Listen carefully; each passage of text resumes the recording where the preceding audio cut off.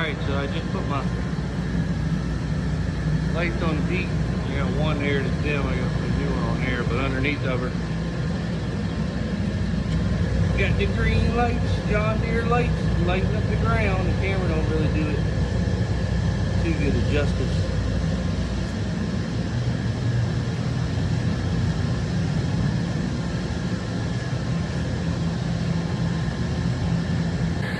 Good morning, everybody. Yesterday we gave the black truck a bath, one of the black trucks. So we're going to wax her and buff the aluminum out, is what the plans are, because we got some rain. We're pretty much caught up on planting corn. We can't really move any forward any further until they get the sludge in across town. So we're going to give her a wax and a buff. Get her cleaned up for harvest week season. So stay tuned. Alright, well, we got the first coat on her.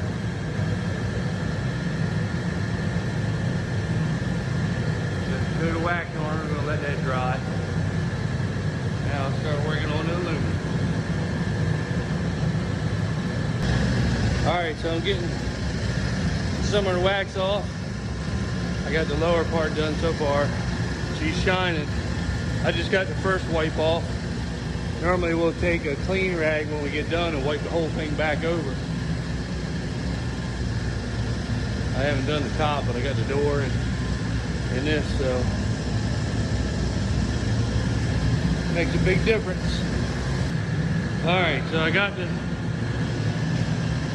the wax off. Everything except for the top. Pretty shiny. Look at that shine. Look at that shine. Pretty good. Now I just gotta, I'm gonna take a little break. I'm gonna take a little break and do, I'll take a little break now and do the top. Hot in here with that heater. I'll take a little break and do the top. And then I'll get a clean rag and go back over the whole paint, wipe off whatever film is left. Then I'll start on the aluminum and then armor all the tires. And we'll get a good picture of her after that. I would do it like everybody else does it, where they speed it up and just show you the process, but it fucking sucks and it's boring. That's the bad thing about having these big Peterbilts, is keeping up on them. They're a lot of work. And we wouldn't have them, but we used to have a trucking company, and we had a bunch of them. We hauled chips and lumber and piling and stuff like that. So my dad had that for like 45 years. And then one day he just wanted to sell it. He got tired of fooling with drivers, and the owners of the mills never wanting to pay you what they should pay you. And you know how everybody's greedy once you do everything for nothing. So we sold all of them and kept 3 of them for the hoppers, but we got 4 hoppers. We should have kept 4 because we had 2 blacks and we had another blue one. We had a bunch of other ones, but we did have some twin blue ones, and we kept 1 blue one. We should have kept the other blue one for 4 hoppers. But yeah, I'd rather have just shitty day cabs that you can paint the wheels on and pressure wash it off and be done with it. But this is what we got, so there wasn't any sense of getting rid of all of them and buying 3 or 4 newer trucks, day cabs, because it's just ridiculous what people want for stuff. But they're all in real good shape. They look good. It's just a lot to keep them that way. A lot of work. And the older I get, the less I want to fool with it. So I don't know. But I'll video and show you everything once I get done with her. All right, I'm back here checking the corn that I planted on April 7th, or it was the 6th. I thought it was the 7th, but I looked in the book, it was April 6th. This is a 100-day Pioneer 0075 corn. And it's all up. It went through 3 frosts, 28 degrees, and then we had 30 degrees and a 32-degree day. And it's all up, and it all looks good. I mean, very good. I don't know if you can see down them rows. All that corn, it looks pretty good. Here, let me turn it around. But as you can see, it's all We'll get out here in a second and look at it. I mean, that's all you see is corn. Look at all that corn. I mean, it come up perfect spacing, everything. Very happy. I mean, look at them rows right there, the end rows. Beautiful. You know, you hear people talk about, I'm a Pioneer guy. My dad likes the Cobb, which is pretty good too, but Pioneer seems like the newer varieties, they can hold up to the weather a little bit better. You get people that, you know, everybody complains about the price of a bag, but we buy so much you get it at a pretty good discount. You know, this is probably the difference between a $250 bag and a $100 bag. You know, maybe the genetics on the $100 bag, some of that Fielder's Choice crap and all the other stuff, it wouldn't have probably made it. But it seems like with this right here, with these varieties and Pioneer, they hold up good. And I knew they would grow. Get out and check it out. I mean, as you can see, it's just looks really good. I mean, every row is perfect.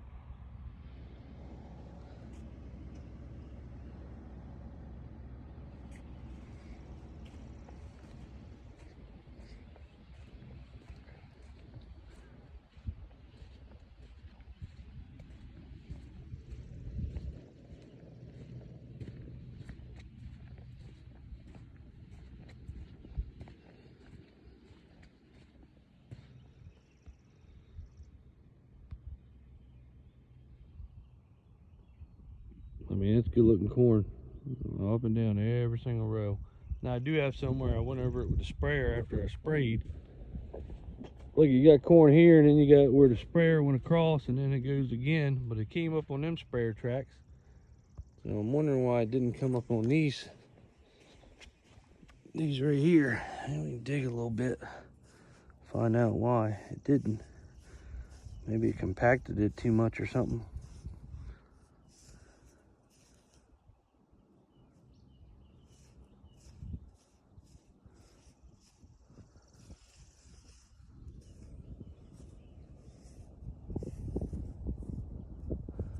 But it's only one.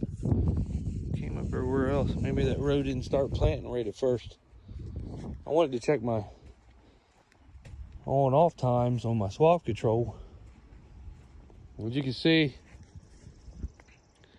right down the row, I got her set so she stops right at the row, the first row. I don't want it to overlap or pull in or anything. I got it set so it stops right at the first row. That way you can get the snout right down there and you're not overplanting and wasting a bunch of that seed corn. I mean, all you're doing is wasting. When you come in this row right here, you're wasting it because it won't grow worth a shit when you start making it too thick on there. Now I can tell I had to adjust my on time. Here's my off time right here. I mean, I got it set pretty good. It stops right at the row. And then when I come back into the field, as you can see, there's a gap right here. Now I like to have a little bit of a gap so you can get the snout right down this row when you're cutting the end rows, but that's a little bit too much. Once it gets tall, or you'll never even notice it. I adjusted them. I kept getting out and digging. You know, when you see your corn here and then you're trying to dig, and you find like, well, maybe that's good. It's hard to kind of judge when you're just looking at seed. But one time when I'm coming back into it, was a little off, and I readjusted it. I had it at 0.02 or 0.2, and I adjusted it up to 0.4. So it stops now. It stops the same as what my off time is coming into the end row. Because I wanted it to be, when I come in, I want it like this right here. I want it right up to it. And then here it is. Here's my coming in. This is when I'm coming into the end row. And then the other is when I'm coming back out. I put the planter down and she don't start planting until she hits that last thing. I was a little bit off, but I readjusted them and on a different farm. So now they're all just like I'm coming in, coming out. It's all right up here to it. So, but as you can see, most of them are right there, and then we'll come to where another one is, where I'm coming out, and you can see where it starts. You got that's coming in, and then coming out, you got a gap, a little bit of a gap. Once corn gets tall, it'll be all right. But I adjusted it all up. But I mean, as you can see, every row all the way across there is just pretty. I mean, it's coming up real pretty. And this is why I wanted to plant it early, because we're getting these early rains. And this farm, from, I don't know, probably right about that, you can see that sand hill from there over is really good land. I mean, really, really, really, really good land. And then you get to just right on the side of that, right where these trees are right here, over. Now that gets sandier up there, and it gets good land down here. Now that's good land that goes all the way up front.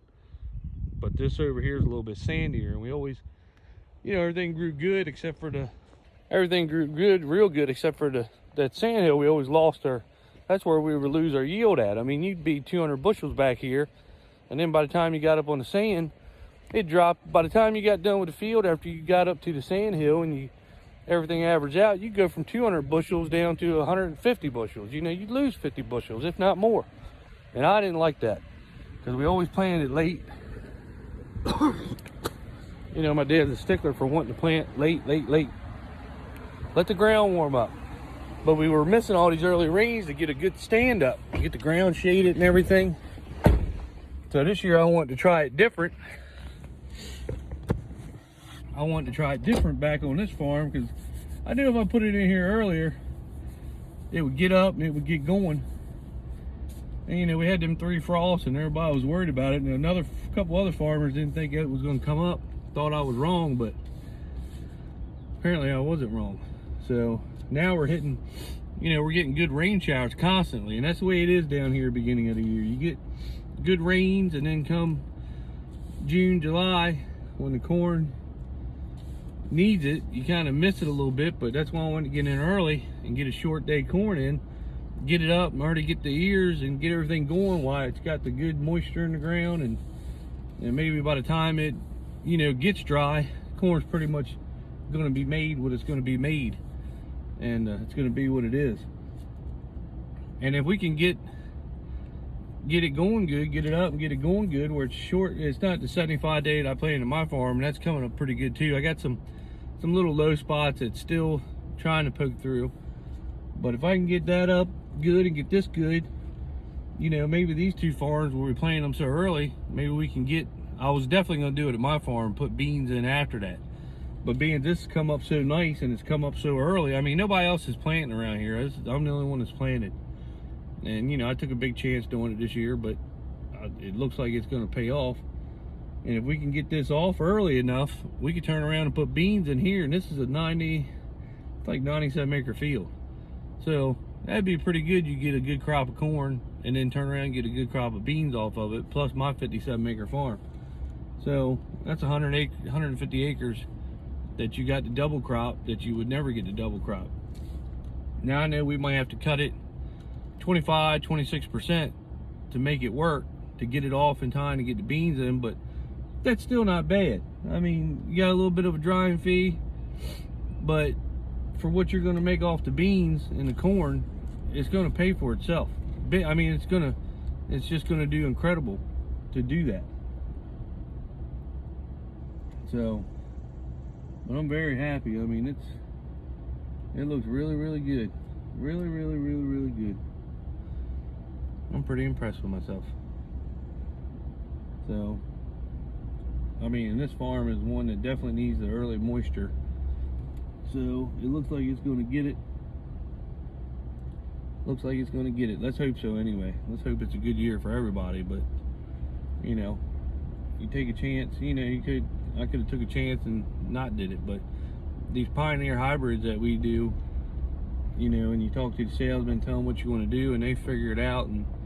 And our guy John, you know, he's been our friend before he worked for Pioneer, and I don't think he would steer us wrong, and I know he didn't.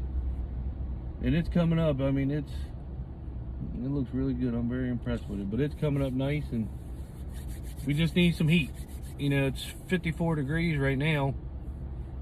So it's supposed to be like 65 is the high today. And that's supposed to be the high today. We're supposed to get a little bit of rain tonight, but then it's supposed to be 71 tomorrow. So, I mean, you take that heat, that's gonna bring everything up very pretty. And they're talking about rain, little showers here and there, off and on, and that's what I wanted. That's why I wanted to get it in early to get this stuff started. We always plan it into April, May, and I want to get it in early and get it up. And if it works out this year, then we know it'll work. And it's held up to 3 frosts. And we did have some of it up that actually came up, and it still held up to the frost. So, you know, if it's that good to do that, then, you know, if I can get 2 crops through it, we turn right around again and put the same stuff here again next year, try it the same dates, and see if it works. It might not work next year, but I hope it works this year. I'm happy. Looks really good. We'll go over to my farm and we'll see what that looks like. All right, we're over here at my farm now. And it looks like it's coming up pretty good here too. Now this is a 75 day. It's a lot heavier land now, a lot heavier land. But here, let me turn it around, you can see it. I mean, you can see right down the rows there. We'll go out there and we'll look at them, but it's coming up pretty good. All the way down, looks really good. Looks very good. Here's the inrows. I mean, pretty consistent, pretty good stand. Like I say, this land is way heavier though.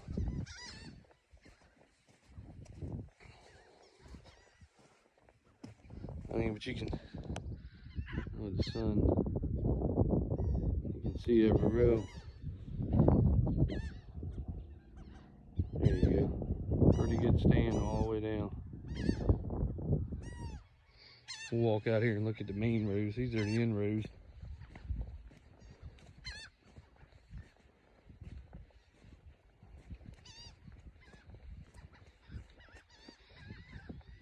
Now here's the main rows. I mean, pretty consistent each row.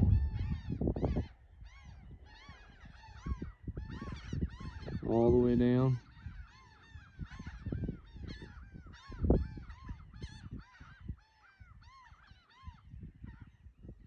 So very, very happy. I mean, look at that. That's a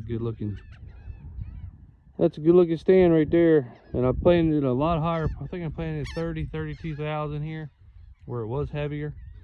But it looks good. Looks real good. I don't know the way the sun is, you can see it, but you can see the corn right there and all the inrows. So once again, very happy. And this is I planted this first. And then the farm that I showed you we were just at, I planted that second. This is 75-day corn, and the other is 100-day corn. So I took a chance here because this land is real heavy. I can look at the back fields because they run on a different angle, and I can see just, you know, green lines everywhere. So, and that's, the back's probably the heaviest of the property. So it's all up. I do have a couple spots that I noticed where it's a little bit low. It's just, you know, you don't see anything, and then a couple rows and you go out there and dig, and it's right at the crisp where it wants to pop through. So I'm hoping with the sun the next couple of days, it's supposed to be warm, you know, it'll pop it right up. So, but very happy. This was a farm that I wanted to get the 75-day in and then go ahead and try to do the double crop. And the way the other farm's looking too, might be able to do it on both farms. That's what the goal kind of changed now. I might be able to get it on 2 farms. So, and you know, it doesn't matter when the beans get ready. I don't care. You know, hell, we've been cutting beans in November, December before. So, you know, if they get done then, they get done. It's not a big deal. But very happy. I mean, it looks very good. I couldn't be any happier. Like I say, this went through, and this ground stays cold a long time. I mean, a lot longer than the other farm does. And, you know, it just stays so much wetter. But, I mean, it made it. It made it through, like I said, 3 frosts. Coldest morning was 28 degrees. So, and it still made it, you know. And this ground was really cold. I got a thermometer, I think one day it was like 37 in the ground. That was, you know, a week and a half after I planted the corn. And it still pulled through. So, like I say, some of these hybrids, the better hybrids, can take some of the abuse. So, you know, sometimes you just got to take that chance, and that's all farming is anyway. It's all just a chance at the end of the day. But, you know, how you ever going to know if you can do 2 crops? You know, we're right in the middle of Maryland. You know, we're close enough north that it stays cold, gets cold earlier, but we're not far enough south where it stays warm, where you can do, you know, a lot of guys, Virginia down, South Carolina, they'll do 2 crops. You know, them guys can make some good money off their land. That's why they have pivots and nice equipment, and they can afford to go buy more farms, because they can get double crops off of the same fields, same farms. Now, granted, it pays it. A lot of them have irrigation, but you know, that's probably how they got irrigation, was doing this. So I'm just trying something new to make everything a little bit better, try to make a little bit more money. Like I say, I don't care if we have to cut it 25, 26%. You know, the dry down's not going to be nowhere near what it's going to be if you can make 2 crops off of 1 field. I'm hoping that it gets ready. We normally cut and weed in July, and I'm hoping it's, by the time we get done cutting weed, I can take the concaves out, weed concaves, put the corn and bean concaves back in the 680, and turn around and come right over here and just keep right on rolling. That's my goal anyway.